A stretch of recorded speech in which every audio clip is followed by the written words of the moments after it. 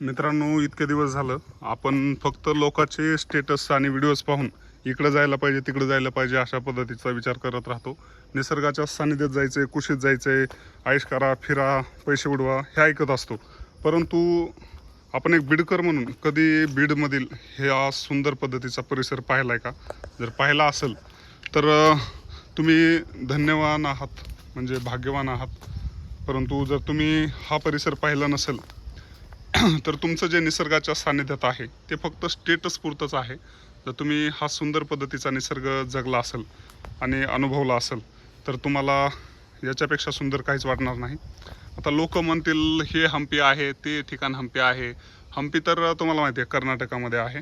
परंतु जर तुम्ही आपल्या बीडमधील हम्पी जगण्यासाठी कधी यायचं प्लॅनिंग केलं तर तुम्ही या ठिकाणी येऊ शकता. एकाच ठिकाणी तुम्हाला इतके अद्भुत पद्धतीचे मंदिरं आणि जबरदस्त पद्धतीचं नॅचर पाहायला मिळेल. ते नेचर जगत असताना तुम्ही इतके आनंदी व्हाल की तुम्ही देवाकडे दुसरं काही मागणार नाहीत. तुम्ही म्हणताल की मी बीडमध्येच जन्म घ्यायला पाहिजे दुसऱ्या वेळेस. इतकं सानिध्य आणि निसर्गानं बीडला भारी बनवलेलं आहे. हिस्टॉरिकल बीडमध्ये आल्याच्या नंतर समोर तुम्हाला एक भलं मोठं पटांगण पाहायला मिळतं, ज्या ठिकाणी बसू वगैरे शकता. या ठिकाणी आपल्याला संजीवनी समाध्या पाहायला मिळतात, जे की जुन्या काळामध्ये साधू महात्मे त्या ठिकाणी संजीवनी समाध्या घेत असायचे.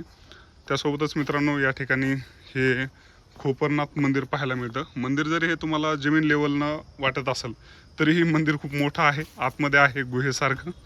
त्याच्यानंतर समोरच आपल्याला एक पूल पाहायला मिळतो. पूल पाहिल्याच्या नंतर मित्रांनो, इथं बेलाचं झाड आहे. या ठिकाणी आपल्याला गणपती श्रेष्ठ पाहायला मिळतात आणि हे आहे तीर्थक्षेत्र खोपरनाथ मंदिर. आतमध्ये गुहेसारखं असून एकदम सुंदर आणि लाजवाब आहे. पुलाच्या वरी पलीकडल्या साईडला पण हेमाडपंथी पद्धतीचं मंदिर आहे, शिवालय आहे. ते पाहिल्याच्या नंतर इथं तुम्ही एक तुळशीचं वृंदावन पाहू शकता. आतमध्ये खूप सुंदर पद्धतीचं देवस्थान आहे, जे की तुम्हाला पाहायला मिळतं. या ठिकाणी खूप साऱ्या तुम्हाला सुंदर पुरातत्व विभागानं लक्ष देऊन संवर्धन करायला पाहिजेत अशा पद्धतीच्या मूर्त्या पण पाहायला मिळतात. हे सुंदर ठेवा पाहिल्याच्या नंतर आणखी मूर्त्यांचा एक खजाना पाहायला मिळतो. तो म्हणजे या ठिकाणी तुम्ही पाहू शकता ह्या सुंदर पद्धतीच्या मूर्त्या, ज्या की खूप खूप म्हणजे इतक्या जास्त आहेत, तुमच्या डोळ्यांवर विश्वास बसणार नाही. प्रत्येक ठिकाणी तुम्हाला या मूर्त्यांची भरमार पाहायला मिळते. व्हिडिओजमध्ये तुम्हाला एवढं दिसणार नाही, परंतु प्रत्येक दगडावर एक वेगळ्या पद्धतीची वेगळी मूर्ती आहे. प्रत्येक ठिकाणी काही खणलेल्या, काही चांगल्या स्थितीत असणाऱ्या मूर्त्या आणि शिवलिंग आपल्याला या ठिकाणी पाहायला मिळतात. तर हा सुंदर परिसर जगत असताना, बघत असताना आणखी आपल्याला अशा पद्धतीचेच खूप सारे मंदिरे या ठिकाणी पाहायला मिळतात. मोठा पाठीमागे एक तलाव पाहायला मिळतो, जो की खूप सुंदर आहे. चाफ्याचे झाडं वेगवेगळ्या पद्धतीचे आपल्याला दिसतात. त्याच्यासोबतच हेमाडपंथी मंदिराचे काही राहिलेले अस्पष्ट पद्धतीचे चित्र हे आपल्याला पाहायला मिळतात. आणि हे काशी विश्वनाथ मंदिर, जे की आतमध्ये गेल्याच्या नंतर आणखी वैभवशाली आहे. तर ह्या सगळ्या गोष्टी जर तुम्हाला बघायच्या असतील तर तुम्हाला चेन्नई या गावामध्ये यायला लागते. या ठिकाणी आल्याच्या नंतर तुम्हाला हे सगळं दृश्य तुमच्या डोळ्यांना अनुभवता येतं, जगता येते. फक्त हम्पीला पळू नका मित्रांनो, एक दिवस वेळ काढून या निसर्गाला जगण्याचा प्रयत्न करा. बीड जिल्ह्यामध्ये हे जे सुंदरता आहे, ही सुंदरता अदर साईडला आपल्याला पाहायला भेटणार नाही.